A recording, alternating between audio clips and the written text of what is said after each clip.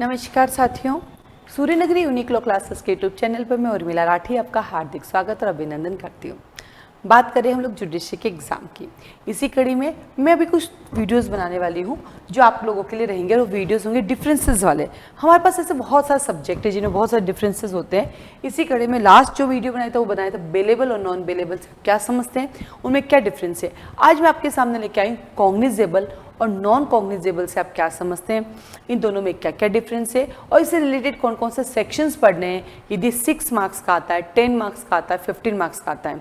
UP, Bihar, Uttarakhand, Jharkhand, यहाँ पे जो क्वेश्चंस होते हैं वो होते हैं 10 मार्क्स के, 15 मार्क्स के। गुजरात में भी होते हैं आपके 6 मार्क्स के, 8 मार्क्स के। तो जहाँ 8 मार्क्स के हो उसमें कैसे लिखना है, तो आइए चलते हैं। आज हम बात करेंगे आपके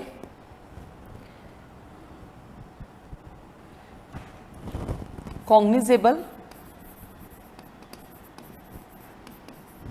और नॉन कॉग्निजेबल की। आज हम किसकी बात करेंगे कि कॉग्निजेबल से आप क्या समझते हैं और नॉन कॉग्निजेबल से आप क्या समझते हैं। ठीक है, जब मैं कॉग्निजेबल की बात करती हूँ तो सेक्शन 2C CRPC और इसकी बात करते हैं 2L CRPC। तो चलिए सबसे पहले हम स्टार्ट करते हैं कॉग्निजेबल। इस कॉग्निजेबल की जब हम बात कर रहे हैं तो कॉग्निजेबल ऑफेंस वो ऑफेंस होते हैं जिसमें पुलिस विदाउट वारंट अरेस्ट कर सकती है। ठीक है, कॉग्निजेबल ऑफेंस वो ऑफेंस होते हैं जिसमें पुलिस बिना वारंट के अरेस्ट कर सकती है। राइट, अब यहाँ पे सवाल आता है कॉग्निजेबल केस। कॉग्निजेबल केस कौन से केस होते हैं, यहाँ पे लिखा हुआ है तो हम ऑब्लिक करके लिखेंगे cognizable case section number 155 subsection 4।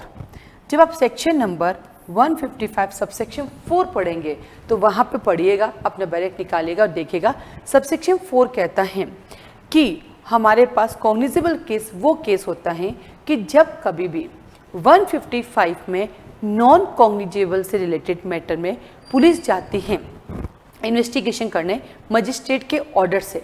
Section number कहता है कैसा 156(3) है ना, नॉन कॉग्निजेबल में जाती है।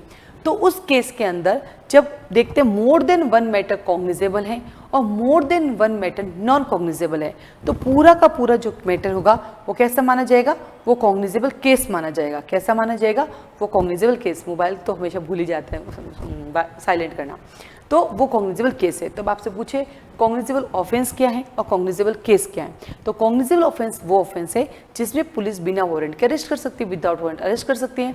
और कॉग्निजेबल वो केस है जो कि सेक्शन 155 सबसेक्शन 4 में। अब कॉग्निजेबल केसेस की लिस्ट कहाँ दी गई है वो भी पता होनी चाहिए, तो हम कहेंगे फर्स्ट शेड्यूल में। आपको पता है फर्स्ट शेड्यूल में 6 कॉलम बने हुए हैं, है ना। पहला सेक्शंस की बात करता है, दूसरा ऑफेंस की बात करता है, तीसरा पनिशमेंट और चौथा cognizable non cognizable. Column number 4 कहाँ पे दिया हुआ ये, अपने जहाँ पे 484 सेक्शन खत्म होते हैं ना उसके बाद जो स्केड्यूल है, 2 स्केड्यूल दी गई, फर्स्ट स्केड्यूल के अंदर कॉलम नंबर 4 में दिया हुआ है। ये कॉलम नंबर 4 क्यों याद रखना पड़ता है, एपीओ के एग्जाम में पूछ लेते हैं, राजस्थान में जेलों के एग्जाम में पूछ लेते हैं, ये कहीं पर भी पूछा जा सकता है। ठीक है, फिर और उसमें लिखा है फर्स्ट शेड्यूल में बताया गया है।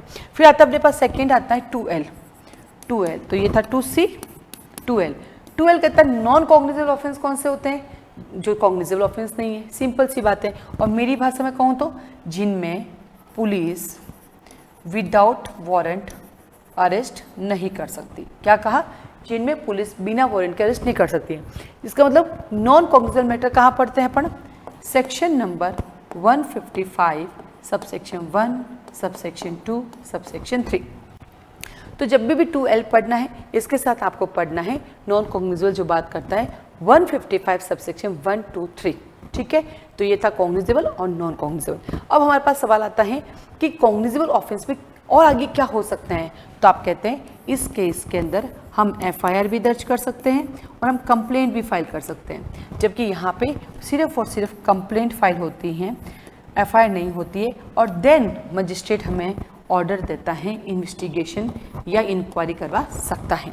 तो ये था हमारा कॉग्निजेबल 2C, जैसे मजिस्ट्रेट 2C कहता है कॉग्निजेबल ऑफेंस वो ऑफेंस होते हैं जो फर्स्ट शेड्यूल में कॉग्निजेबल बताए गए, या फिर इसमें जिसमें पुलिस बिना वारंट के अरेस्ट कर सकती है। नॉन कॉग्निजेबल होते हैं जो हमारे कॉग्निजेबल नहीं है, यानी जिसमें पुलिस बिना वारंट के अरेस्ट नहीं कर सकती है। ठीक है, इसके साथ ही साथ 155 सबसेक्शन 4 कहता है कॉग्निजेबल केस क्या है, और 155 सबसेक्शन 1, 2, 3 बताता है नॉन कॉग्निजेबल ऑफेंसेस क्या है।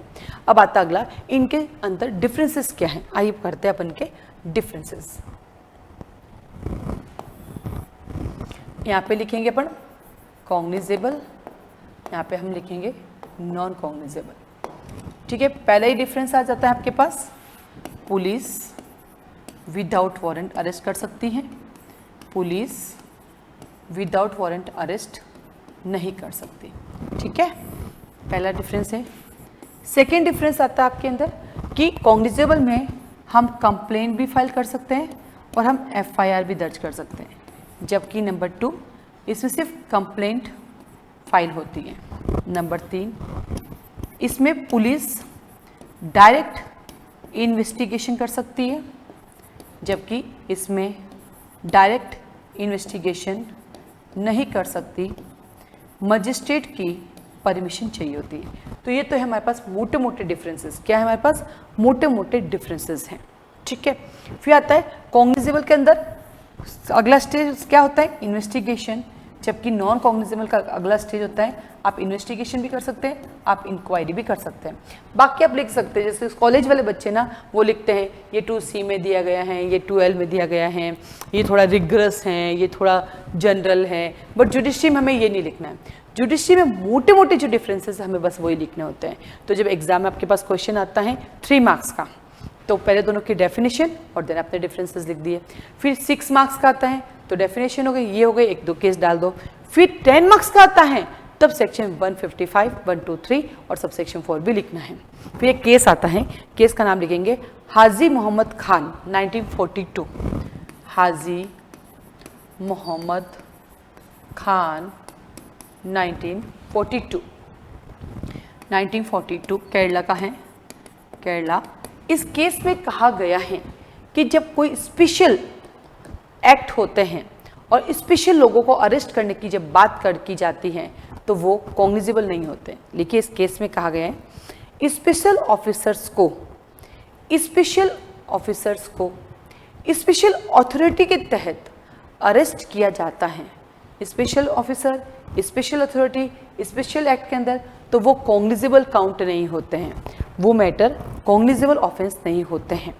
इसके एग्जाम्पल हैं बॉम्बे प्रिवेंशन ऑफ ग्लैम्बलिंग एक्ट के सेक्शन 3, बॉम्बे प्रिवेंशन ग्लैम्बलिंग एक्ट के सेक्शन 5 के अकॉर्डिंग, तो जब कभी भी स्पेशल मैटर बनते हैं स्पेशल चीज़ों के लिए, तो वो स्पेशल अरेस्ट की रिक्वायरमेंट होती है, उसमें स्पेशल अरेस्ट की रिक्वायरमेंट होती है। That is not a cognizable offence, क्योंकि वो स्पेशल ऑर्डर से आया है, पुलिस डायरेक्ट जाके नहीं अरेस्ट कर रही है, उस एक्ट की वजह से आया है। ठीक है, तो एक अच्छा है, ऐसे हम कोशिश करेंगे कि धीरे धीरे हम आपको सारे डिफरेंसेस कराएंगे। अभी दूसरा वीडियो मेरा धीरे धीरे आता रहेगा, इसके साथ मैं पहले वाला लिंक भी शेयर कर दूंगी। तो ये सब क्वेश्चन आंसर फॉर्म में आपके पास आ रहा है। इसी के साथ मैं बात करती हूँ आपके पास, तो हमारे पास देखिए आज आपको दिखाने के लिए कुछ और भी है मेरे पास, जिसकी मैं आपको बात करती हूँ।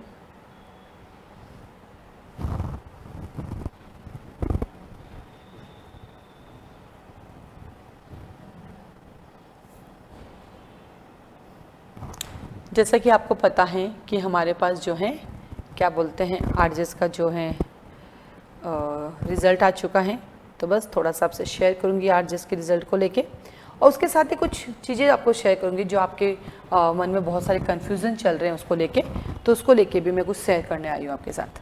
तो बस आप सबके आशीर्वाद से, आप सबके सहयोग से और आप सबके अप्रिसिएशन से अगर मैं बात करती हूँ, तो हमारे पास आज आरजेएस का रिज़ल्ट है, और इनमें कहीं ना कहीं आप लोगों का जो है एक बहुत बड़ा सहयोग है मेरे पास, क्योंकि आपकी ही वजह से मैं इतना मेहनत कर पाई हूँ और एक रिज़ल्ट दे पाई हूँ। तो सूर्यनगरी यूनिक्लो क्लासेस के अंदर सूर्यनगरी यूनिक्लो क्लासेस ने 2016 में अपना सफ़र स्टार्ट किया था।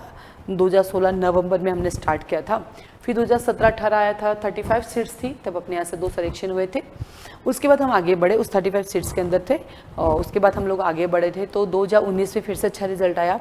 फाउंडेशन बैच स्टार्ट हो चुका था हमारा, बट उसमें भी हमारे फाउंडेशन बैच के जो बच्चे थे वो कम थे, क्योंकि हमारे पास नंबर ऑफ़ स्टूडेंट्स कम है। अभी हमने स्टार्ट किया है, हमारे पास 1500, 2000, 2500, 3000, 4000 बच्चे नहीं हैं, क्योंकि मैं आए हुए 4 साल हुए हैं, तो इसलिए हमारे पास रिजल्ट भी कम होगा। लेकिन हाँ, हम अपनी मेहनत करते हैं, तो फाउंडेशन बैच के बच्चे भी हमारे पास होते हैं। तो हम टेस्ट सीरीज चलाते हैं प्री की, हम मेन की टेस्ट सीरीज चलाते हैं, हम मॉक टेस्ट चलाते हैं प्री के, हम मॉक टेस्ट चलाते हैं मेन के, हम मॉक इंटरव्यू चलाते हैं। जो मॉक इंटरव्यू के बच्चे हमसे जुड़ते हैं, आप उनसे चर्चा कीजिएगा। हम 10 डेज उनको पढ़ाते हैं, रोज़ उनको एक टास्क देते हैं, उससे रिलेटेड क्वेश्चंस देते हैं, और देन मॉक इंटरव्यू करते हैं। तो हम हर एक फील्ड में जो भी हम कोर्स चलाते हैं, उससे मेहनत हम लोग बहुत सारी करते हैं, ठीक है। तो कहीं ना कहीं बच्चों को सिखाते हैं और बच्चे सीखते हैं। अब तो ये ऐसे करते करते 2019 में हमारे पास पहले 38 स्टूडेंट सेलेक्ट हुए थे 197 में। फिर 1 साल बाद एक लिस्ट आई थी, तो 3 बच्चों का और सिलेक्शन हो गया। उसी कड़ी में आगे गए, कोरोना आ गया, सबकी ज़िंदगी एक बार थम गई, लोग पढ़ने लगे, ऐसे करके आगे चले, और फिर फाइनली 2021-22 से फिर से वैकेंसी आई। इसमें भी हमारे फाउंडेशन बैच के बच्चे प्री में बहुत सारे निकले, मेन में भी निकले। मेन के अंदर जो इंटरव्यू के लिए भी फाउंडेशन बैच के बच्चे पहुंचे, और उनमें से 4 बच्चे भी हमारे सेलेक्ट हुए हैं फाउंडेशन बैच के, जो कि यहाँ जोधपुर भाटी भवन से आके पढ़े हुए हैं। मेन एग्जाम 2019 में जो बच्चे यहाँ के पढ़े, उनका भी इस बार सिलेक्शन हुआ है, और ऑनलाइन के जो फाउंडेशन बैच के बच्चे, वो भी इसमें इंक्लूड है। इसके साथ साथ हमने टेस्ट सीरीज चलाई प्री की, वो भी बच्चे इसमें इंक्लूड है। हमने मेन की टेस्ट सीरीज चलाई, वो भी बच्चे इसमें इंक्लूड है। हमने प्री के मॉक टेस्ट चलाए, तो वो वापस कंटिन्यू भी आए, जिनके टेस्ट सीरीज में थे वो वापस इंटरव्यू देने भी आए थे, तो शामिल है। और हमने मॉक इंटरव्यू भी चलाए। तो और साथ ही साथ इसमें हमारा एक स्टूडेंट ऐसा है जो हमसे यूट्यूब से पढ़ा है, और उसने हमें अप्रिशिएट किया, और यूट्यूब के थ्रू वो हमारे पास आए हैं, और उन्होंने अपनी फ़ोटो ये कह के दी कि मैम आप बहुत हम्बल हैं, और यूट्यूब से मैंने आपसे बहुत सारी चीज़ें सीखी हैं, और आपने कदम कदम पे मुझे मोटिवेट रखा है। और कई बार मैं लूज़ होती थी, तो मैं आपकी वीडियोज़ देख के अपने आप को मोटिवेट कर लेती थी, तो कहीं ना कहीं मेरे सिलेक्शन में आपका भी श्रेय है। तो उसके साथ ही इसमें एक स्टूडेंट है हमारे, जो हमारे यूट्यूब के भी हैं, उनका रैंक है आपके यूट्यूब से हैं 114 रैंक के उनकी, नीलम करके, ये हमारी यूट्यूब स्टूडेंट हैं। तो इस पैम्पलेट में आपको सारे स्टूडेंट दिखेंगे।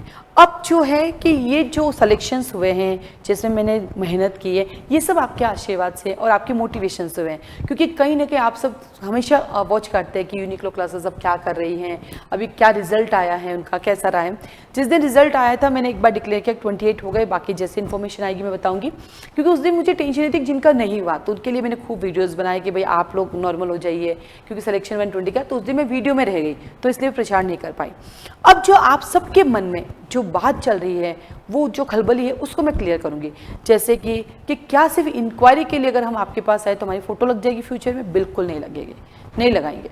आप इंक्वायरी में आए, हम क्यों लगाएंगे? अभी हाल ही में मेरे साथ ऐसा एक इंसिडेंट हुआ था। मेरे पास जब रिजल्ट आया, हम लोगों ने फॉर्म्स निकाले जिनके थे, तो एक बच्चे का फॉर्म निकला। मुझे पूरा याद था कि ये बच्चा मेरे इंटरव्यू के लिए नहीं आया, इसने मेरे यहाँ मॉक नहीं दिया, पर उसका फोटो फॉर्म भी था। मैं सरप्राइज थी। मैंने उस बच्चे को कॉल किया, तो सिलेक्शन हो गया, तो बिजी था। फिर मैंने मैसेज किया, बेटा मेरे पास एक कन्फ्यूज़न है, मुझे क्लियर करना है। उन्होंने फ़ोन उठाया, वो ऑलरेडी जेलो लगे हुए हैं। तो मैंने उनसे कहा कि बेटा आपका फॉर्म मेरे यहाँ भरा हुआ है, आपकी फ़ोटो मेरे पास ही है, बट जहाँ तक मुझे याद है आप मेरे यहाँ नहीं आए। उन्होंने कहा बिल्कुल मैम आप सही कह रहे हैं, मैंने फॉर्म भी भरा था, मैं फ़ीस जमा कराने वाला था, लेकिन आपका मेरा टाइम शेड्यूल नहीं बैठा, इसलिए मैं आपके पास नहीं आया। मैंने कहा थैंक गॉड बेटा, क्योंकि जब हम लोग बैठे थे तो स्टाफ सब देख रहे थे, वो डाल रहे थे। मैंने कहा रुको, क्योंकि मुझे मेरे एक बच्चे का पता है कि कौन बच्चा कब मेरे पास पढ़ने आया था, और है ना, तो मैं उस बच्चे का फ़ोटो कैसे लगा। तो he is a very happy कि मैं, आप ग्रेट हो, मैं आऊँगा आपसे मिलने, मिठाई लेकर आऊँगा, बट आपकी ये ऑनेस्टी इज़ अ ग्रेट। मैंने कहा नहीं बेटा, बात ऑनेस्टी की नहीं है, बात ये कि जब आप आए नहीं, ठीक है, अपने फॉर्म किसी कारण से भरा हुआ, पहुंचे नहीं, तो मैं नहीं लगाई। तो इसलिए इंक्वायरी किसने पूछा कभी इंक्वायरी करना तो उसकी फोटो भी लगाते नहीं लगाते बेटा। हमारे यहाँ तो बच्चे डेमो लेके चले जाते हैं ना, तभी हम दोबारा फ़ोन नहीं करते आपने ज्वाइन क्यों नहीं किया, क्योंकि डेमो का मतलब ही यही है, अच्छा लगा तो ज्वाइन करेंगे, नहीं अच्छा लगा तो जाएंगे। हम दोबारा कभी कोई मैसेज नहीं करते हैं, कभी कॉल नहीं करते उनको। क्यों? क्योंकि हमें ये लगता है कि जिस दिन उसको लगेगा, जिस दिन उसके लिए कंफर्टेबल है खुद आएगा। हमारा काम है सिर्फ रिजल्ट देना, जो आ गए उनको रिजल्ट देते जाओ, बाकी के खुद से आ जाएंगे। अब आपका अगला सवाल जो आपके मन में बहुत भूचाल कर रहा है कि इनमें से कई ऐसे बच्चे हैं जिनकी फोटो में कई जगह देखने को मिलती है। बिल्कुल सही, मिलेगी। देखो बेटा, जब मेरे यहाँ बच्चा पढ़ता है हम उनको क्लियर करते हैं कि बेटा आपका ऑब्जेक्ट है सिलेक्शन, आपको हर हालत में सिलेक्शन लेना है। उसके लिए आपको 10 कोचिंग जाना पड़े, 20 कोचिंग जाना पड़े, 50 एक्सपर्ट के पास जाना पड़े, जाइए, आपको जाना है क्योंकि आपको सिलेक्शन चाहिए। आप पे हम मेहनत करें इसमें कोई संदेह नहीं है, बट लेकिन आपका जब तक सिलेक्शन है आपको सबके पास जाना है और हर किसी का कंट्रीब्यूशन आपकी लाइफ में आपको जज बनने का मौका देगी। तो इसलिए यहाँ पे हर बच्चा हर जगह जाता है। हाँ, कुछ कॉमन होंगे जो कहीं नहीं एक ही जगह मिलेंगे, कुछ ऐसे फोटोज़ भी होंगी जिनकी फ़ोटो कहीं नहीं मिलेगी। जैसे हमारे इसमें भी हैं रैंक नंबर, अगर आप देखेंगे 3rd रैंक नंबर हमारे पास आती है जिनकी फ़ोटो आपको हर जगह नहीं दिखेंगी। ये सभी जगह आपको ये चीज़ दिखेगी। जैसे 58 रैंक है, इनकी फ़ोटो इनके अलावा आपको कहीं नहीं दिखेगी क्योंकि वो यहीं आए, कहीं गए ही नहीं थे, है ना, वो भी होंगे अपने पास। तो इनमें से कुछ ऐसे बच्चे होंगे जिनकी फ़ोटो सिर्फ यहाँ दिखेगी, कुछ ऐसे होंगे जिनकी फ़ोटो सब जगह दिखेगी। तो उनकी गलती नहीं है, उनको सिलेक्शन से मतलब है। और उनका सबसे अच्छा बड़प्पन ये है कि वो सब जगह जाते हैं, फॉर्म भरते हैं, फोटो भी देते हैं और वो कहते हैं और थैंक यू भी बोलते हैं, वापस मैसेज करके थैंक यू भी लिखते हैं, क्योंकि उनको ये लगता है भैया हम सेलेक्ट हो गए और इन सब का हमें सहयोग रहा। अब आपका अगला सवाल आता है कि मैं फिर हम कौन से कोचिंग जाए, फोटो देखे तो कैसे जाए।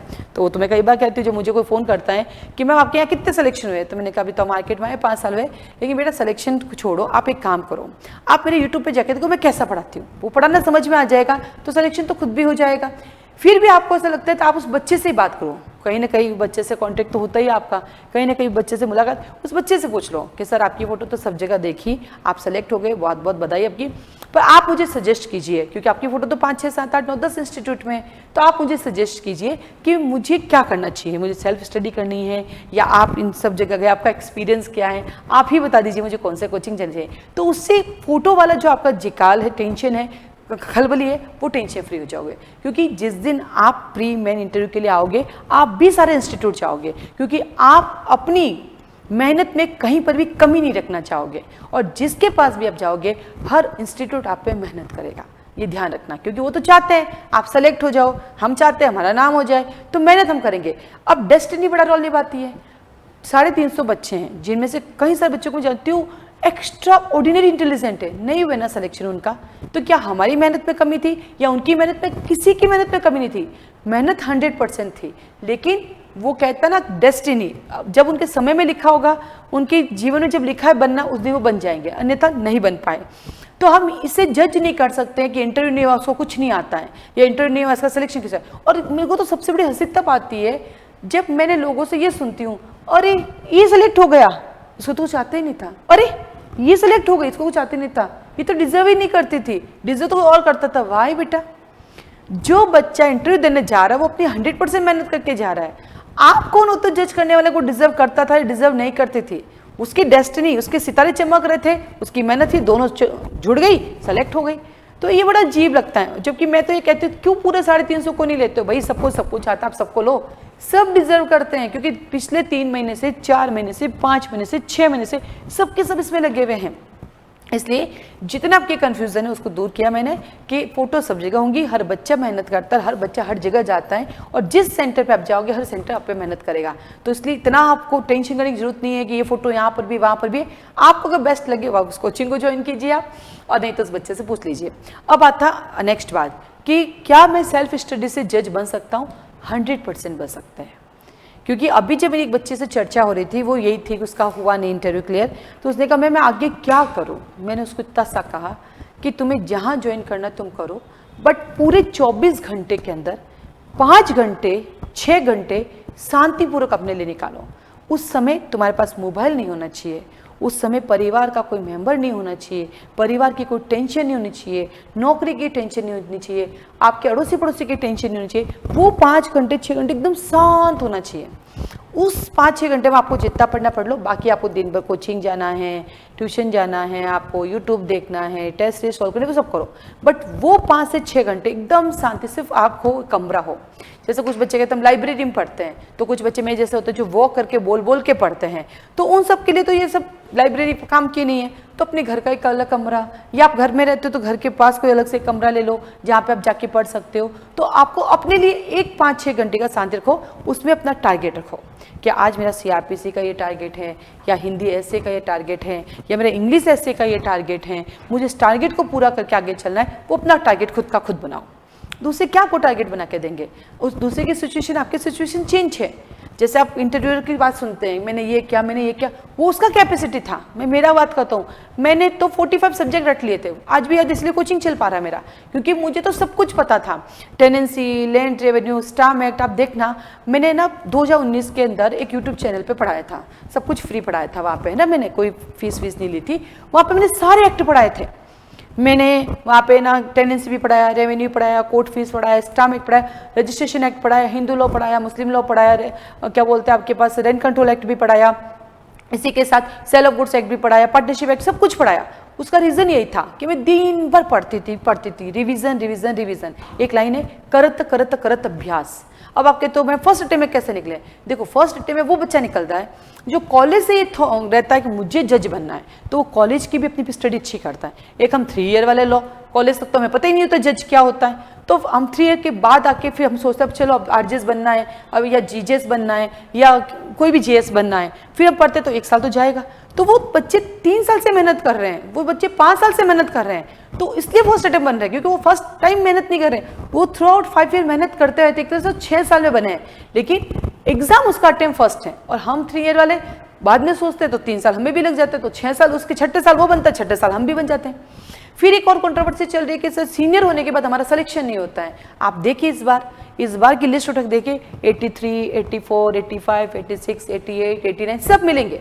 हाँ, वो अलग बात है, 97 वाले ज़्यादा मिल रहे हैं। क्यों? क्योंकि वो अभी बच्चे हैं, उनकी कैपेसिटी जो है याद करने की अच्छी होती है, उनकी जीवन में ज़्यादा टेंशन नहीं होती है। हम बड़े हो गए, घर परिवार, टेंशन, पैसा, सब कुछ टेंशन है जीवन के अंदर, इसलिए हो सकता हम रह जाते हैं।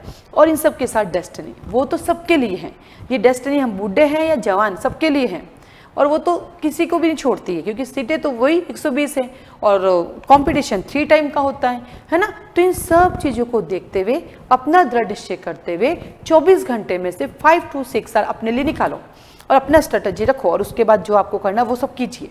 सजेशन चाहिए, सलाह चाहिए, वो सब भी कीजिए, जहाँ जाना है ज्वाइन कीजिए, सब कीजिए, बट अपने लिए इतना निकाल लीजिए, सिलेक्शन आपके कदमों पर लेगी। फिर से मैं यही कहूँगी, इस बार जो सीटें अनाउंसमेंट हुई वो 83 है, जुड़ के भी आती तो 100 या 120 या 150 जो भी आएगी, लेकिन हर सीट पे 3 लोग होंगे। अब वो 3 में से एक आप कब बनेंगे? जब आपकी डेस्टिनी और आपकी मेहनत दोनों जुड़ जाएगी, तभी आप कर पाएंगे, अन्यथा नहीं। तो केवल मेहनत को मत तो लेना दो, केवल डेस्टिनी को मत दो, दोनों जिस दिन साथ हो जाएगी उस दिन आप 100% जज बन जाएंगे, या आपको जो बनना है वो बन जाएंगे। ठीक है, मेरी कोई बात आपको गलत लगी, बुरी लगी तो उसके लिए मैं क्षमा चाहती हूँ, लेकिन दिन भर जो कॉल्स आ रहे हैं, जो मैसेजेस आ रहे हैं, जो बातें मेरे सामने आई, उसी को लेकर आपके सामने डिस्कस किया है। आज के लिए धन्यवाद।